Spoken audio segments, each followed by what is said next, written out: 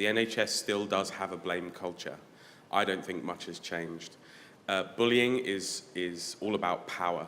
It's all about having a power differential and making people do or not do things, or feel or not feel things that they do or don't want to do.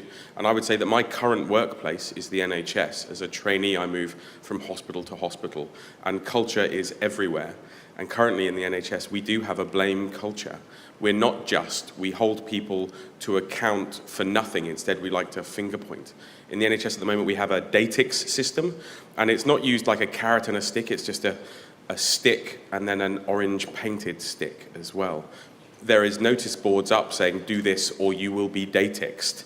And I think the problem is nothing's changed since the Francis report. Nothing has changed since the Berwick report. We still have a culture of bullying and undermining in the NHS. And until that changes, our culture won't change.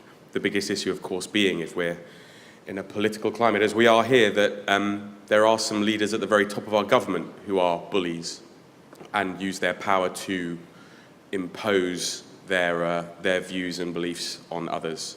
And until that culture changes, no one can really role model the things that we aspire to, which is a just culture and an NHS free from these negative behaviours. In my previous organisation, as an example, we had a Never event that I was asked to investigate, and the patient safety director opened his discussion with, so who do I blame then? And the junior doctors did actually feel that there was a reporting culture, and they did so well that they were actually told to not report as much, which doesn't really help. In my current workplace, bring things up to date, I think there is genuinely a commitment to learn and to make safety improvements in the organisation. From what I can tell, they are hampered by the efforts of NHS Improvement, who are focused largely on money and not on improvement.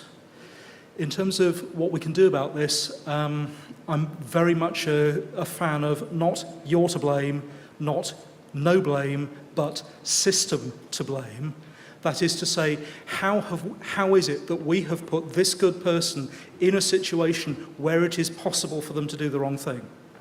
System to blame. My issue around the commitment to learning and safety is actually about displacing the responsibility.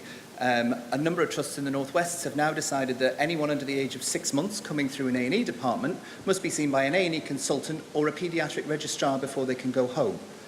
That is an immense addition to the workload of an already busy paediatric registrar, consultant or A&E physician. So instead of improving the safety, improving the education and actually making the people that are working there safe, what they've done is they've taken the responsibility off onto someone else, which is not a commitment to a safe environment, it's just displacing the potential fallback and the potential blame. This is quite endemic within the NHS, is rather than fix the problem, let's shift it somewhere else. Let's make it somebody else's responsibility, and that's something that I think really makes a mockery of the system.